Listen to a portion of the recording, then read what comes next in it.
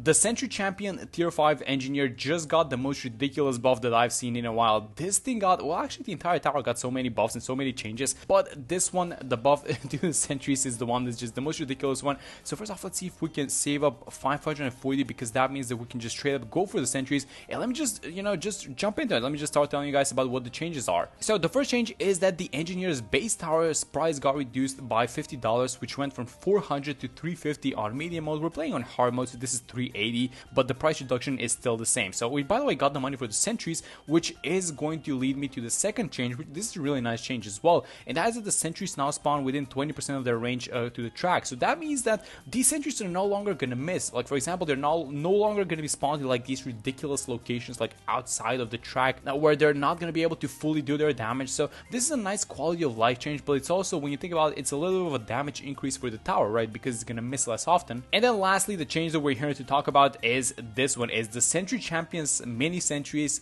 Their damage got increased from 2 to 3. That is a 50% damage increase, which is absolutely ridiculous. It might not sound like a lot, but guys, trust me, this is just an absolutely huge damage increase. The reason why it works like that, by the way, is because the Sentry Champion is a fast attacking tower, and these fast attacking towers usually have low damage, like for example the Sun Avatar. And so once you give these fast attacking towers just a little bit of damage increase, they tend to go ham. It's the same analogy that you can use, like for example when you're out buffing the Sun Avatar, right? It's the exact same thing that happened, and that's why this change is so big, and I wanted to talk about it. So we're gonna try and do the 2 mega pops actually, because we haven't done that in a while. Let me just get the faster engineering while we're at it. Let's see how these sentries do versus rounds like 15, and maybe even we can watch 16. I want to watch this one particularly because it has pink balloons. These guys are super fast, but this pockets upgrade gives the sentry attack speed, and that's really important because the way that this thing works is once you give it attack speed, once you give the main NG attack speed, it spawns more sentries, and it works like that with the Alchemist as well. And so even though we have the money for the Sentry Expert, I'm not gonna buy it because we need to do something really interesting, and that is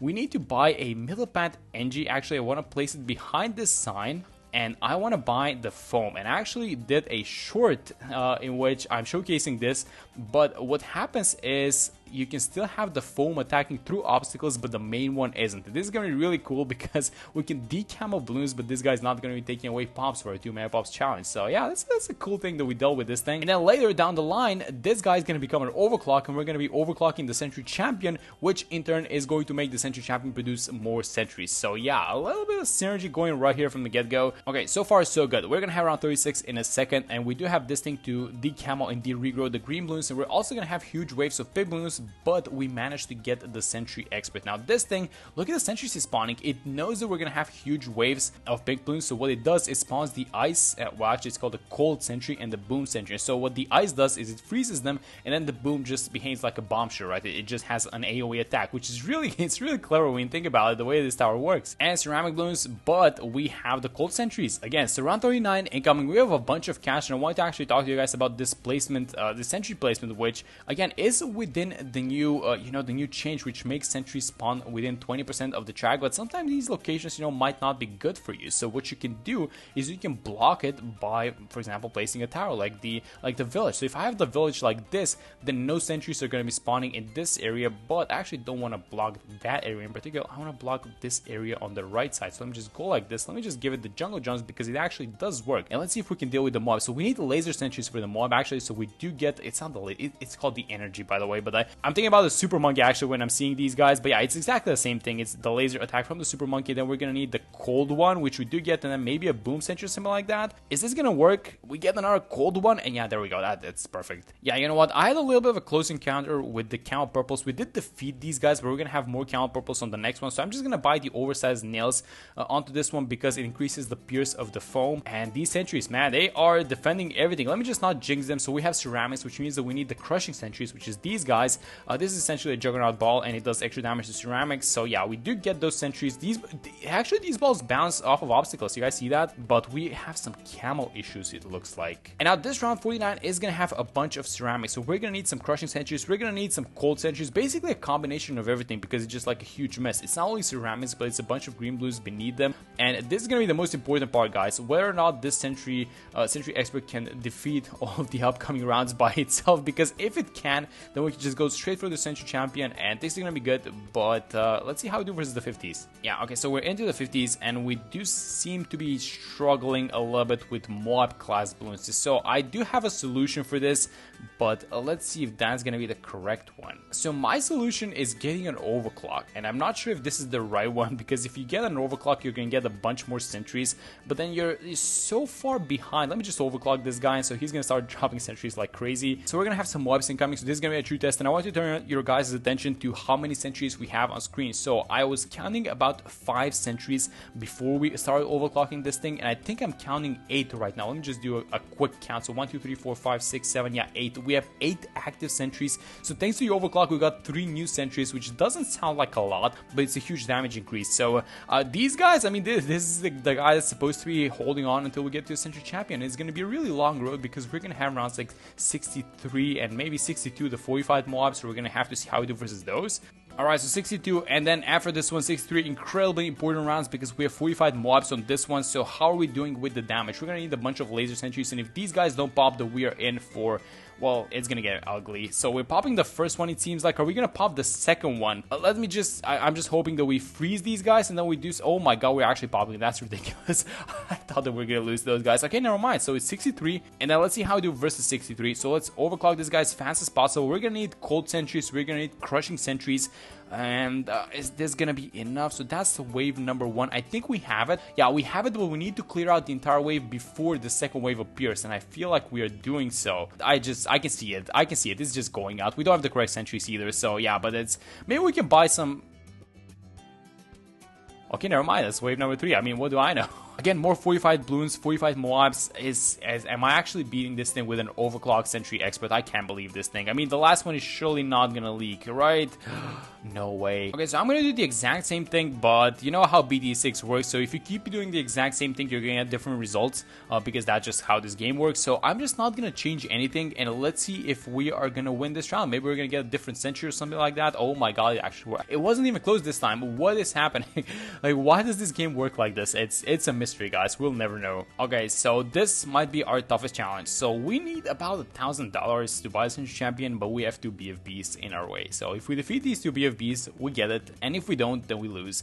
So this is probably, you know, the ones that we need to defeat, like, no questions asked. So we either win or we have to buy something and restart the entire thing. So I really hope that we get the correct sentries, and these guys are leaking en masse. Oh my god. Alright, so I did not want to do this because we're only $1,000 off, but we're gonna need the tower that is gonna deal with these guys. So I'm just gonna get the Blade Maelstrom. I know that this is like probably not the tower, but I also tried the glue hose, which didn't work for some reason.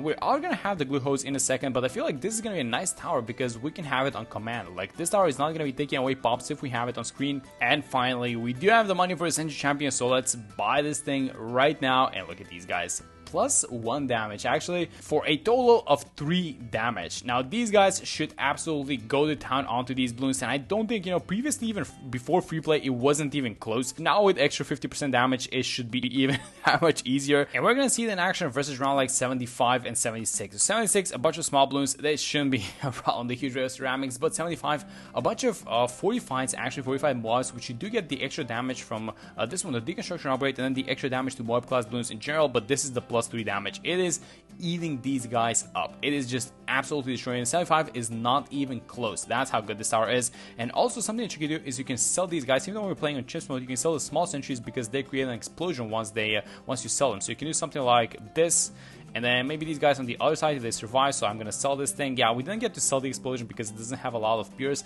but be careful with selling them because you're missing out on a lot of DPS, especially nowadays with the extra damage buff, right? And finally, free play is starting, and these guys are still eating up the balloons. It wasn't even close pre-free play, and it's looking like at least the first rounds from free play are not even going to be close to either.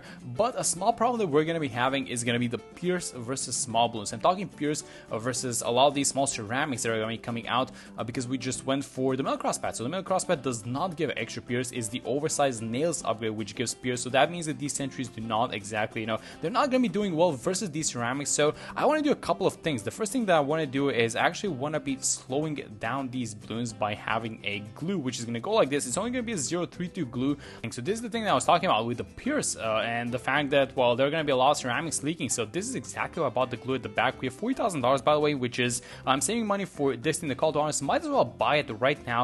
And then I also want to be buying the Glue Strike into the Glue Storm. This is an amazing way to buff these towers, because imagine all these small sentries that are attacking super fast are going to have every single one of those attacks just doing +2 damage, which is just insane. This Glue Storm ability is probably one of the best ways to buff it, along with the Call to Arms, because the Call to Arms does affect the small sentries as well. So once these 90s start rolling in, it's gonna be so fun. Alright, so the first DDTs, we do not have any DDT stopping powers, so no Relentless Glue, no Mob Glue either. So let's just kind of see how we do versus them. So the oh my god, what? The +1 damage just evaporated. And keep in mind, it was only like a handful of sentries attacking, like here from the top. Let's watch these DDTs. We're gonna have a couple of more this time around. So let's just, we don't have any Mob Glue, any Relentless Glue, and again, they're not even making it past the first bend. These guys, these sentries are so good with the +1 damage. It's actually insane. I haven't even clicked like the Glue Storm or the Call to Arms yet, because we did not have the need. We haven't had the need to do that so far. I'm just overclocking this guy, and it seems like the overclocking the Sentry Champion, the 5-0 with the Call to Arms, well, it's not even a Call to Arms, it's actually just like this MIB village. They are just destroying these rounds, it seems like. Okay, so we had a lot of fun with the DDTs, and they're getting destroyed super fast, but these are the rounds that have been causing issues for us during this entire round. So it's going to be 94, 96, and 98 in particular, because these rounds have a lot of RB, and that means there's just going to be a lot of small balloons leaking. And look at this thing. So all of our sentries are focused onto the small balloons that are coming out, and keep in mind, this is only 94. 94 does not have a single fortified balloon on it. So when rounds like 96 and 98 start rolling in, that's going to be the true test for the Sentry Champion. But so far, so good. We do have some abilities to react if we need to, but I'm just going to be patient, and I don't think that we're going to need to use anything actually on this round. Am I correct about that thing? It's getting close, but I don't think that we're going to need to click a single button. But this is, yeah, there we go. So we defeated 94, but that's worrying. And it's worrying because it means that we're going to have to 100% do something about 96 and 98. But let's deal with 95 and the DDTs first. So these guys should evaporate from our previous experience, that is, because we do have, yeah, oh my god, this is not even close. Okay, I mean, I guess some of them are kind of making it through. Oh, wait a minute. Did I jinx it? I hope not. I mean, we do have the Call to Arms. I'm being patient, guys. I'm being so patient at this point. I feel like we're kind of stopping them right here at the back. I'm still not clicking a single button. I'm gonna wait this one out, and we dealt with the DDTs. Are we gonna deal with the 45 mobs? Yes, we are. Oh man, that was so close. Okay, so these 5 last rounds are gonna be the most important ones. So first off, let's overclock this thing. I am gonna be using abilities starting from this round, because I don't wanna, I don't wanna make this round any closer to this. And I feel like if we don't use a button, then we're gonna leak on this round. So I'm just gonna use the Call to Arms right now. Let's evaporate all these balloons on screen. Let's evaporate the small ones. We see a lot of BFBs. And once we're left with the ZOMGs, this doesn't mean that we're all clear, because these ZOMGs are gonna spawn a bunch of ceramics. So once the ZOMGs pop, I'm actually gonna use the Glue Storm ability. So let's just kind of have these guys pop a little bit. We do have the Call to Arms back. I feel like this is the time for the Glue Storm. So as soon as even these mobs are popping into ceramics, they're just gonna get glued up instantly. And I feel like this should be more than enough. I mean, yeah, I feel like that's about it with this round. Yeah, I just need a couple of abilities, it seems like. But 96 would have 100% leaked, I think, if we hadn't used any of these abilities. Alright, so it's round 98, then let me do a checkup on our pops. So we're at almost 1.6 million, but this is the most important round. So what I'm going to try and do is I'm going to try and get 2 abilities onto this round, or at least use the abilities that we have a little bit earlier, so that we have at least one of them for 99. So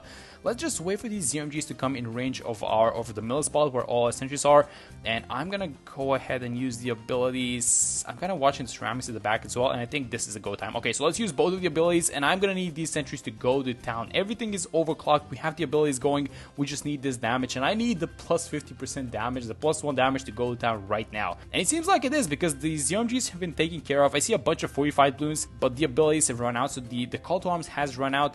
The Glue Storm is still ongoing, but it's gonna run out in a second. And how are we doing at the back? I feel like it's close. It's super close at the back, but we might have this thing. It depends on how many balloons are here in the middle. We do have the Glue Storm. I'm actually going to use the Glue Storm one last time for this round. And they actually defend. I think they defend. Yes, there we go. That was so cool. That was so good. Let me just buy the Homeland defense for round 99. And we should be... Let me overclock. Are we going to need... Because the Glue Storm is lasting from the previous round onto this one. So are we going to need to use the Homeland for this one? I hope not, but I think we might have to. It's close with these DDTs, but yeah, it's barely not enough. Alright, never mind. Let's use the Homeland homeland. Let's just delete all these ETs. Look at the sentries go, by the way, with the extra attack speed. That's just so much extra work that it does. So let's just check the pop count. So 1.9. So once this BFB pops and some of the insights, we should cross the 2 million threshold, and we can do something like this now. We can get an Embrittlement Ice, which is only +1 bonus damage, but again, these small sentries, they attack like, I don't know, like 10 times per second, something like that. So that means that that's just 10 damage per second that we get extra. So let's go like this. Let's overclock it, and then we have one more homeland. So let's use it. Oh, look at these sentries go down. That looks so cool. And they are just gonna eat up this bat because they have plus 50% damage, and it's not even gonna be close with the leftovers, right? Yeah, there we go. And I think we got 013 heli, and let's just check the pop count. It was at 2,032,000. So it was actually not even close. Let me check the pop count on these guys. So 1.5 onto the tank, and then the NG at 35, and then this thing got a little bit of the pumps, but that's about it. So yeah, the Sentry Champion, actually an amazing tower, plus 50% damage. And yeah, that's gonna be it for this one. Hope you guys enjoyed the video, and I'm gonna see you on the next one.